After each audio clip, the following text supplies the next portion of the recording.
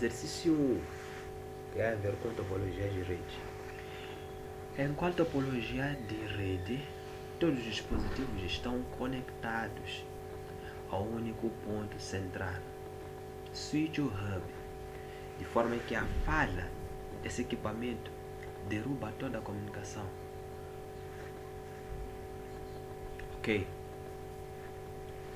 Eu aqui falei de vantagens de alguns equipamentos, certo? Eu falei que na topologia embarramento, se a gente for a romper uma parte do fio que conecta esses equipamentos, o que acontece? O que acontece é que a comunicação entre todos os equipamentos da rede, ela deixa funcionar, certo? Então, essa é uma das desvantagens da topologia embarramento. Mas aqui, a questão ela pergunta, enquanto a topologia de rede, todos os dispositivos estão conectados a um único ponto central. Primeiro, todos os equipamentos devem estar conectados a um único ponto central, o que não acontece na topologia embarramento. Né? A gente viu que tudo aquilo forma uma barra, nem todos os dispositivos estão conectados a um único ponto central. Não existe aí um equipamento que interliga eles, certo? Por isso aqui é a topologia embarramento. Mas eu falei de uma topologia que interliga todos os equipamentos, que se houver uma falha nesse equipamento, toda a comunicação ela será derrubada. E se vocês prestaram atenção, eu falei muito bem lá da topologia star, ou topologia estrela. A topologia estrela, se vocês viram muito bem, eu coloquei a topologia está mais ou menos dessa forma. Se esse computador aqui, se esse equipamento, ele para de funcionar, automaticamente todos esses computadores aqui eles vão deixar de funcionar. Essa topologia é estrela, certo? Então a alternativa correta aqui é a topologia é estrela. Um minuto só.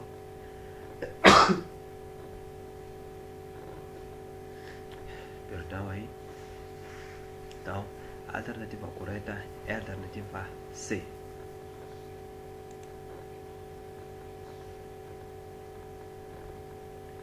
Ok. Segunda questão.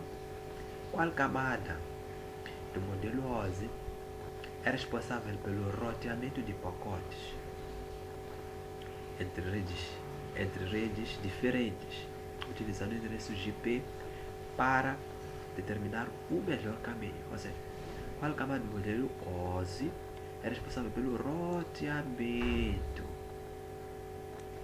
O roteamento de pacotes. Se vocês lembram muito bem, eu falei de várias camadas. Camada do modelo OSI é responsável pelo roteamento de pacotes. Vamos voltar. Onde é que eu falei de roteamento de pacotes? Qual é a camada que é responsável pelo roteamento de pacotes? Aqui. Roteadores que garantem o roteamento de pacotes. É na camada de rede. Então é na camada de rede. Logo, a resposta correta tem que ser a camada de rede. Camada de rede, que é a camada 3. Tranquilo? Se ficou alguma dúvida nessa questão, deixa o teu comentário aí que a gente vai tentar responder o máximo possível. Perfeito? Vamos para a próxima questão.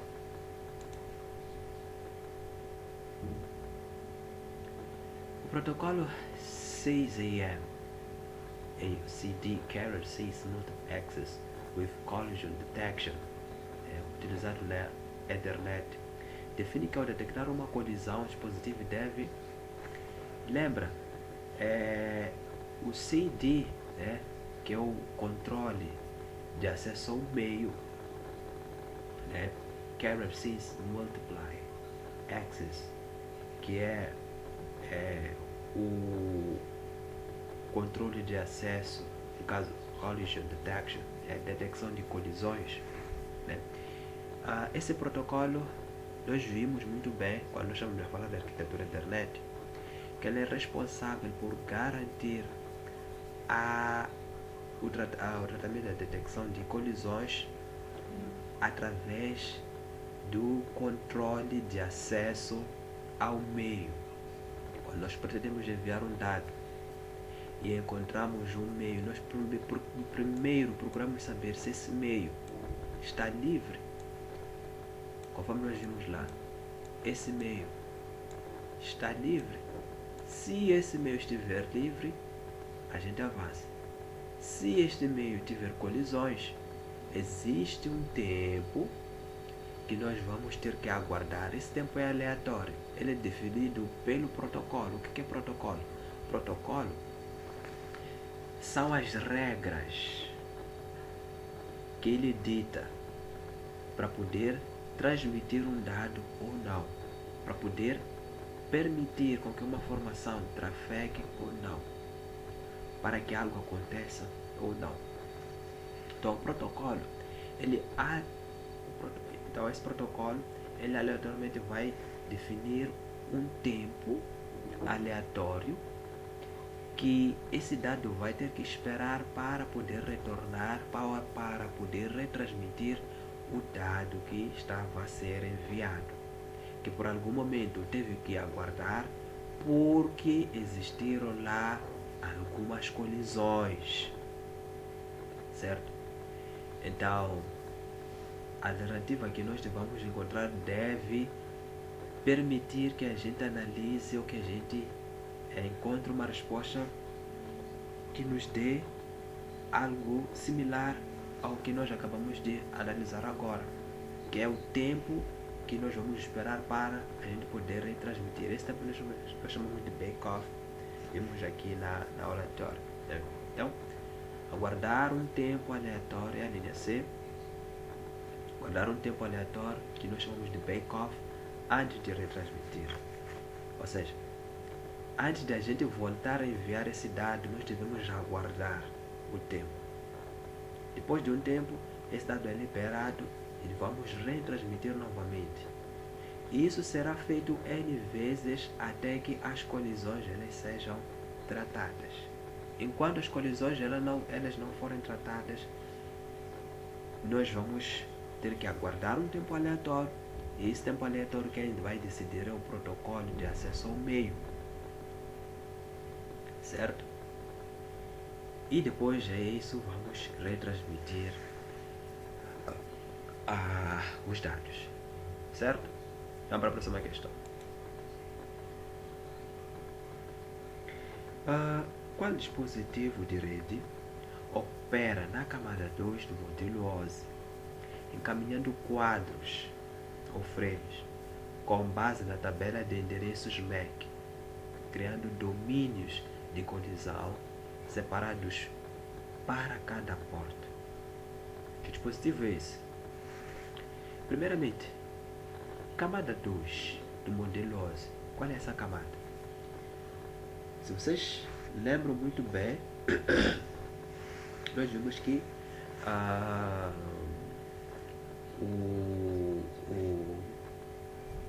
camada que nós encontramos, a camada 2, no caso, ela corresponde à camada de lance, certo? E o MAC, nós já vimos que são os endereços físicos. Endereços MAC, estamos falando de endereços físicos. Então o que eles querem saber? Eles querem saber o dispositivo que opera nessa camada. Então qual é esse dispositivo que opera na camada de lance? Se a gente for lembrar bem, quando a gente fala de endereços físicos, nós procuramos saber de um equipamento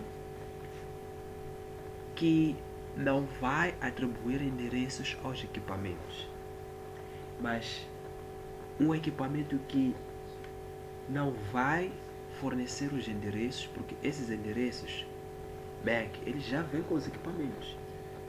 Mas, conforme a questão diz, é um equipamento que vai encaminhar quadros. Ele vai encaminhar frames com base na tabela de endereços. Ou seja, ele encaminha esses endereços. Não atribui esses endereços. Esses endereços já foram atribuídos pelo fabricante. E esse equipamento é o computador. Ou seja, o switch. Então, temos aqui a linha C. Então, o switch ele encaminha frames por endereço MAC. Certo? Temos aqui, opera na camada 2 de endereços MAC. E cada porta encaminha frames somente para a porta de destino, criando domínios de colisão individuais e aumentando a eficiência da rede. Perfeito? Vamos agora à nossa última questão.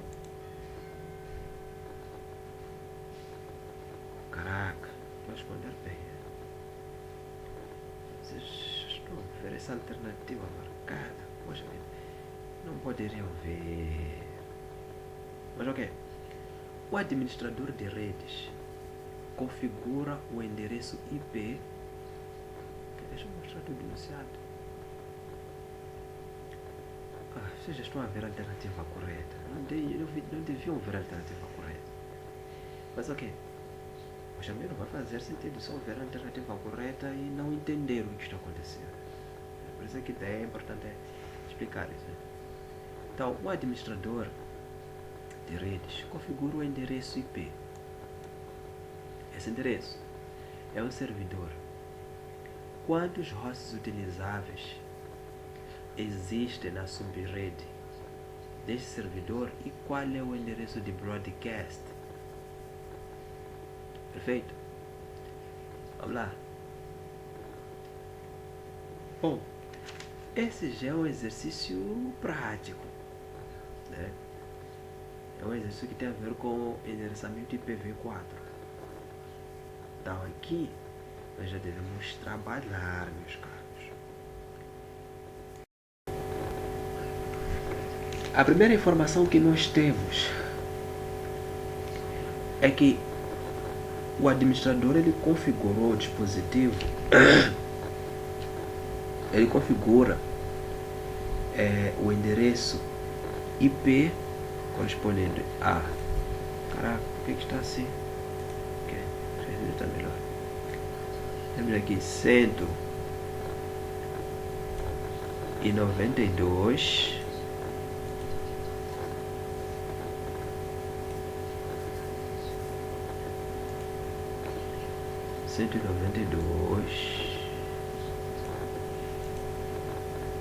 Ponto 168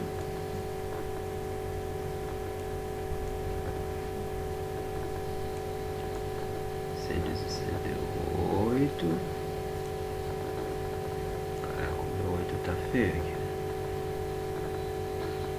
168 ponto 10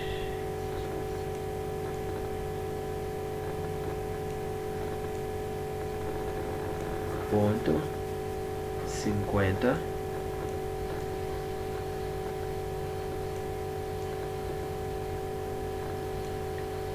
certo? Barra 26.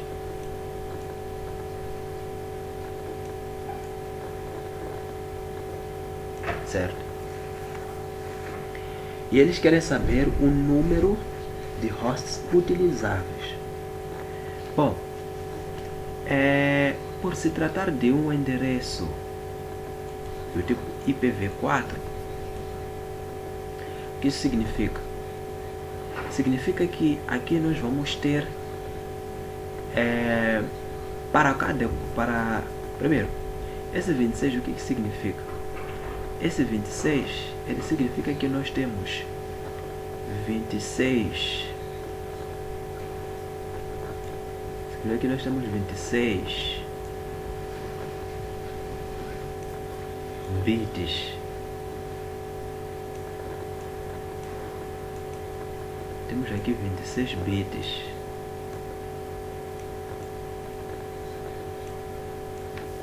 para a rede.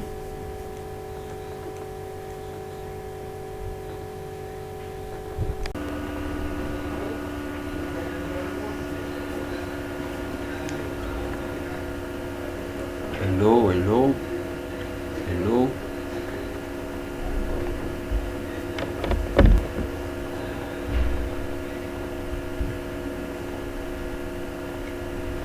Salve, salve.